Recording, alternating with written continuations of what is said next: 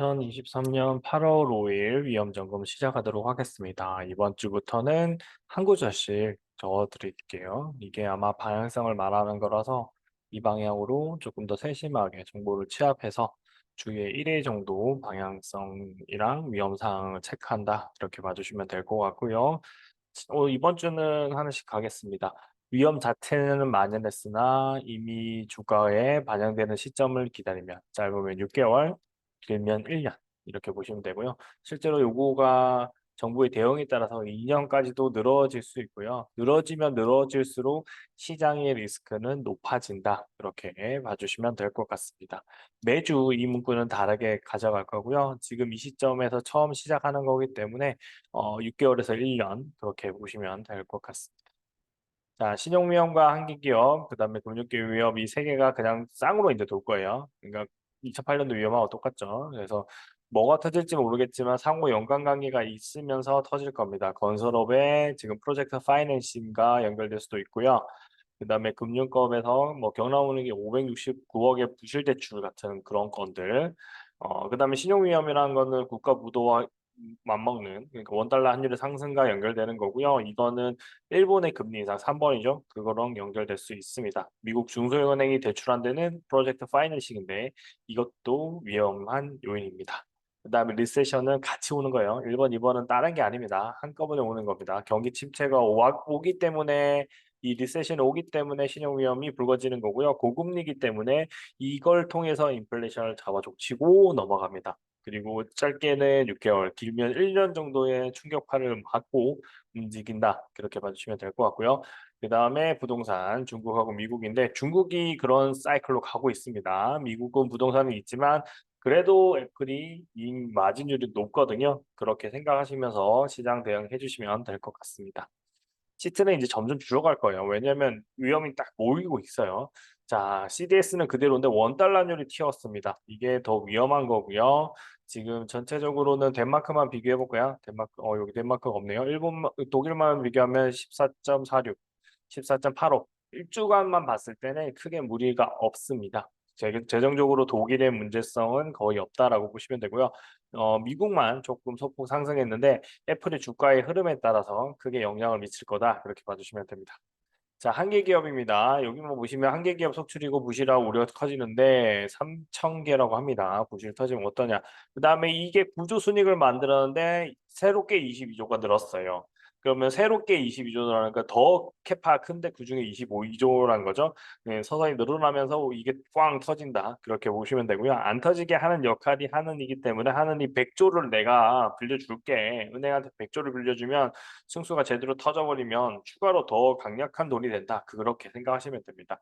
물가가 8월부터 고개 지금 심상치 않은 게 오일 가격이 올라가고 있습니다. 이거는 영향을 미칩니다. 오일 가스가 올 하반기도 영양고리에 있다라고 보시면 될 것 같고요. 지금은 러시아가 그게 오펙에서 퇴출되면서 사실상 저가로 팔았잖아요. 근데 그게 사라지면은 또 위험해진다. 그렇게 봐주시면 될 것 같습니다. 자, 이것만 했어요. 지금은 이 고점들 빨간 점이 이후에는 조정이 나온다는 거고 버티면 버틸수록 이런 거고요. 인플레이션을 못 잡아버리면 인플레이션 잡았을 때는 2008년도 여기입니다. 여기랑 거의 똑같기 때문에 지금은 안전하게 제일이죠. 그래서 현금 보유로 꼬박꼬박 하시고 현금성 자산 투자도 괜찮습니다. 100% 이상 수익이 난 거는 현금성이랑 거의 똑같다라고 보시면 되고요. 100%난 수익들은 추가로 더 상승 여력이 또 있어요. 그래서 그렇게 보시면 됩니다. 5% 예금 제2저축은행에서 나오고 있으니까 이게 좋은 것만이 아닙니다. 여러분들은 요거보다는 1% 낮은 금리로 돈을 저축하시는 게 낫고요. 그냥 이금융 아닌데도 4%가 넘어갑니다 지금. 그렇게 연결되고 대출금리 인상을 막아라. 버티려면 대출금리 인상을 해야 되는데 하느니나 정부는 막으려고 하죠. 왜냐하면 한계 기업을 압박하는 요인으로 됩니다. 그러나 미국의 금리가 5%입니다. 자, 그다음에 상호금융 부동산 덜미가 잡혀서 파산 우려가 나오고 있고 그다음에 피치의 신용등급 강등은 우리가 맨날 나오는 것처럼 정부와 국회, 미국의 정부와 미국의 상원, 하원 해 가지고 부채 한도 협상이 일어난다는 것 자체로 이거 강등을 시켰는데 실질적으로 고점이라고 보기 때문에 강등을 시키면서 리스크가 있음을 알리고 있는 거다라고 보시면 됩니다. 자, 그래서 저런 행위들 때문에 연착륙이 되는 것 같고요. 이 연착륙이 30%, 경착륙이 70%, 다시 이쪽으로 좀 했어요. 50도 50이 다음 주 지난주까지였는데 부채 한도 저거 바뀌는 거 보니까 생각도 못 했던 부분이거든요. 그런 부분들 나올 수 있을 것 같고, 가벼운 부채 부담인데 이건 누구? 그냥 솔직히 이제 잘 사는 사람들만. 그러면 한계 기업들은 힘들겠죠. 그다음에 노동의 가치는 절하되고 있고요. 초과 저축 이제 줄어들어갑니다. 앵커 인플레이션이라 해서 추가적으로 또 추가 인플레이션 나오고 저유가가 아니죠. 지금 다시 반등이 나오고 있습니다. 이런 것들이 좋은 것이 않은 거고요. 그다음에 경기 침체인데 이 침체에서 네이버가 성장했다는 거는 네이버 주가에는 나쁘지 않습니다. 그다음에 웰스파고 경기 침체 이것도 문제점이 있는 거고 인플레 경기 침체 금융 위기를 다 잡나. 그러니까 인플레를 경기 침체를 통해서 잡아내려고 하고 있는 겁니다. 그거는 피하지 않고 이때까지 경제가 했어요. 다만 이런 경기 침체가 왔을 때 여러 개 있으니까. 그러니까 패드나 금리도 높여 놨지 또 금리 낮추면 될 거 아니에요. 그다음에 부채에서 채권도 많이 갚았으니까 또 채권 또 빌려 주면 되는 거 아니에요. 자기들이 매입을 해 주면 되는 거 아니에요. 그런 것들이 연결될 수 있는 거고 내년 1 분기 침체고 중반부터 금리 인하 시작이라고 하면 지금부터 주가 빠져야 돼요. 예. 그렇게 보시면 됩니다. 이런 것들이 같이 연결고리 있고 이런 BOA 그다음에 메릴 린치 뭐 베어스 모건 스탠리 JP 모건 이런 데들은 지금 걔네들은 작년에도 흑자였고 올해도 흑자고 내년에도 흑자예요. 자본력으로 꾹꾹 시장을 찍어 누르고 있습니다. 크게 누르고 있기 때문에 걔네들의 말에 너무 왔다 갔다 하실 필요 없고 참조용으로만 쓰시면 될 것 같습니다. 자, 금리 인상 일본 상한이 1%로 올라갔어요. 이거 무서운 겁니다. 1%. 얘가 2%가 될 때는 아마 시장이 한 번은 휘영청하고 지나가야 되는 거고요. 지금 5.5까지 올라왔습니다. 이거 상상을 초월한 건데 여기서 스톱할 줄 알았어요, 저는. 근데 이거보다 0.5가 더 높아졌기 때문에 사실상 골디락스가 안 맞는 게 맞구나라는 걸 보여주는 거고요.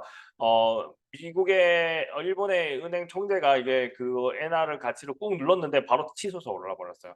사실상 요 1% 금리로 가게 되면 반등이 나올 수 있는 거고 조만간 1년 안에 일본의 엔화를 좀 사모아 놓으시는 게 낫지 않을까. 투자로서 엔달러 엔화 자산. 그런 큰 수익은 아니에요. 큰 수익은 아니지만 안정적인 확정적인 중기 이상의 수익이라고 보시면 될 것 같습니다. 일본이 망하지 않으면요. 자, 그다음에 부동산입니다. 중국은 V자 반응 당연히 힘들고요. 여기는 지금 잃어버린 20 년으로 갈 수 있는 게 지난 성장을 다 부동산으로 했기 때문입니다.